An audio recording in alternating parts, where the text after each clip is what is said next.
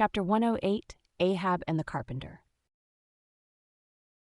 The deck, first night watch. Carpenter standing before his vice bench, and by the light of 2 lanterns busily filing the ivory joist for the leg, which joist is firmly fixed in the vice. Slabs of ivory, leather straps, pads, screws, and various tools of all sorts lying about the bench. Forward, the red flame of the forge is seen, where the blacksmith is at work. Drat the file, and drat the bone. That is hard which should be soft, and that is soft which should be hard. So we go, who file old jaws and shin bones. Let's try another. Aye, now this works better, sneezes. Hello, this bone dust is... Why, it sneezes. Yes, it sneezes. Bless my soul, it won't let me speak. This is what an old fellow gets now for working in dead lumber. Saw a live tree and you don't get this dust. Amputate a live bone and you don't get it. Sneezes. Come, you old smut. There, bear a hand, and let's have that ferrule and buckle screw. I'll be ready for them presently. Lucky now, sneezes, there's no knee joint to make. That might puzzle a little. But a mere shin bone, why, it's easy as making hop poles. Only I should like to put a good finish on. Time. If I but only had the time, I could turn him out as neat a leg now as ever, sneezes, scrape to a lady in a parlor. Those buckskin legs and calves of legs I've seen in shop windows wouldn't compare at all. They soak water, they do. And of course get rheumatic, and have to be doctored, sneezes, with washes and lotions, just like live legs. There, before I saw it off now, I must call his old mogulship and see whether the length will be all right. Too short, if anything, I guess. Ha! That's the heel. We are in luck, here he comes, or it's somebody else, that's certain. Ahab, advancing. During the ensuing scene, the carpenter continues sneezing at times. Well, manmaker, just in time, sir. If the captain pleases, I will now mark the length. Let me measure, sir.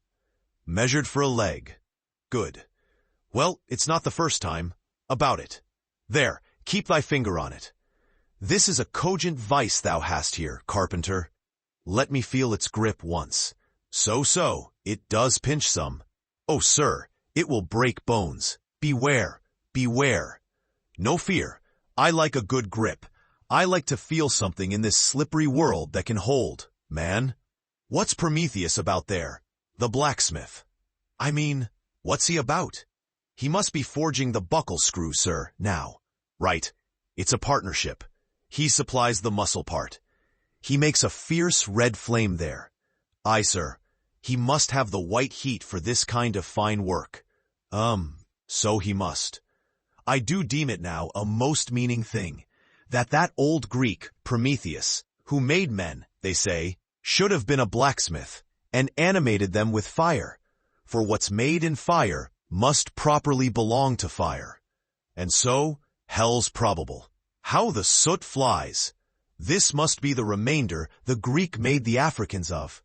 Carpenter, when he's through with that buckle, tell him to forge a pair of steel shoulder blades. There's a peddler aboard with a crushing pack.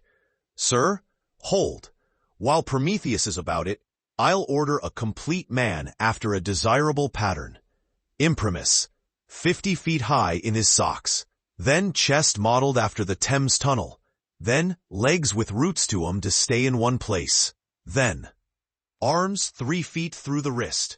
No heart at all. Brass forehead. And about 1/4 of an acre of fine brains. And let me see. Shall I order eyes to see outwards? No. But put a skylight on top of his head to illuminate inwards. There. Take the order and away. Now, what's he speaking about? And who's he speaking to, I should like to know.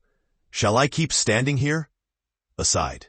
'Tis but indifferent architecture to make a blind dome. Here's one. No. I must have a lantern. Ho! That's it, hey?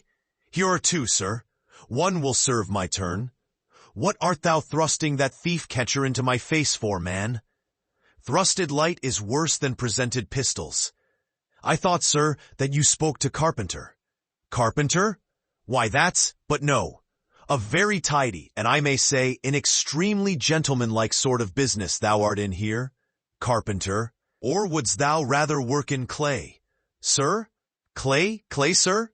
That's mud. We leave clay to ditchers, sir. The fellow's impious. What art thou sneezing about? Bone is rather dusty, sir. Take the hint then, and when thou art dead, never bury thyself under living people's noses. Sir? Oh, I guess so. Yes, oh dear. Look ye, Carpenter, I dare say thou callest thyself a right good workmanlike workman, eh? Well then, will it speak thoroughly well for thy work if, when I come to mount this leg thou makest, I shall nevertheless feel another leg in the same identical place with it? That is, Carpenter, my old lost leg, the flesh and blood one, I mean. Canst thou not drive that old Adam away? Truly, sir, I begin to understand somewhat now. Yes, I have heard something curious on that score, sir. How that a dismasted man never entirely loses the feeling of his old spar, but it will be still pricking him at times. May I humbly ask if it be really so, sir? It is, man. Look, put thy live leg here in the place where mine once was. So now, here is only one distinct leg to the eye, yet two to the soul. Where thou feelest tingling life, there, exactly there to a hair, do I. Is't a riddle? I should humbly call it a poser, sir. Hist, then. How dost thou know that some entire, living, thinking thing may not be invisibly and unimpenetratingly standing precisely where thou now standest, aye, and standing there in thy spite? In thy most solitary hours, then, dost thou not fear eavesdroppers? Hold, don't speak. And if I still feel the smart of my crushed leg, though it be now so long dissolved, then why mayst not thou, Carpenter, feel the fiery pains of hell forever, and without a body? Ha! Good Lord! Truly, sir, if it comes to that, I must calculate over again. I think I didn't carry a small figure, sir. Look ye, pudding heads should never grant premises. How long before the leg is done? Perhaps an hour, sir. Bungle away at it then, and bring it to me. Turns to go. O life, here I am, proud as Greek god, and yet standing debtor to this blockhead for a bone to stand on. Cursed be that mortal interindebtedness which will not do away with ledgers. I would be free as air, and I'm down in the whole world's books. I am so rich, I could have given bid for bid with the wealthiest praetorians at the auction of the Roman Empire, which was the world's. And yet I owe for the flesh and the tongue I brag with. By heavens, I'll get a crucible and into it, and dissolve myself down to one small compendious vertebra. So, Carpenter, resuming his work. Well. Stubb knows him best of all, and Stubb always says he's queer. Says nothing but that one sufficient little word queer. He's queer, says Stubb. He's queer, and keeps dinning it into Mr. Starbuck all the time. Queer, sir, queer, very queer. And here's his leg. Yes, now that I think of it, here's his bedfellow. Has a stick of whale's jawbone for a wife. And this is his leg. He'll stand on this. What was that now about one leg standing in 3 places, and all 3 places standing in one hell? How was that? Oh, I don't wonder he looked so scornful at me. I'm a sort of strange-thoughted sometimes, they say, but that's only haphazard-like. Then a short little old body like me should never undertake to wade out into deep waters with tall, heron-built captains. The water chucks you under the chin pretty quick, and there's a great cry for lifeboats. And here's the heron's leg, long and slim, sure enough.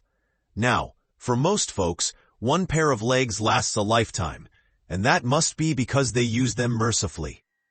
As a tender-hearted old lady uses her roly-poly old coach horses. But Ahab, oh, he's a hard driver. Look, driven one leg to death, and spavined the other for life, and now wears out bone legs by the cord. Helloa there, you smut! Bear a hand there with those screws, and let's finish it before the resurrection fellow comes a-calling with his horn. For all legs, true or false, as brewery men go round collecting old beer barrels, to fill 'em up again. What a leg this is. It looks like a real live leg, filed down to nothing but the core. He'll be standing on this tomorrow. He'll be taking altitudes on it. Hulloa! I almost forgot the little oval slate, smoothed ivory, where he figures up the latitude. So, chisel, file, and sandpaper, now.